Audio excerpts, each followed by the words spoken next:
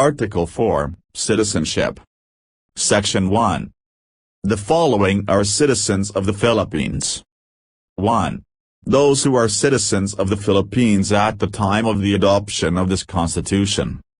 2. Those whose fathers or mothers are citizens of the Philippines. 3.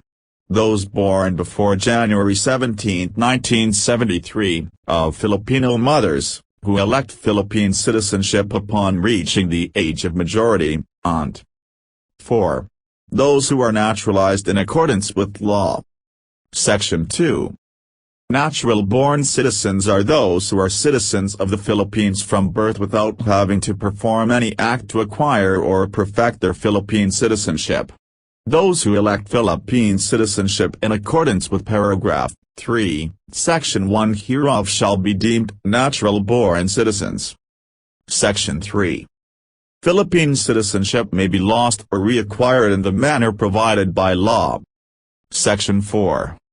Citizens of the Philippines who marry aliens shall retain their citizenship, unless by their act or omission they are deemed, under the law, to have renounced it. Section 5. Dual allegiance of citizens is inimical to the national interest and shall be dealt with by law.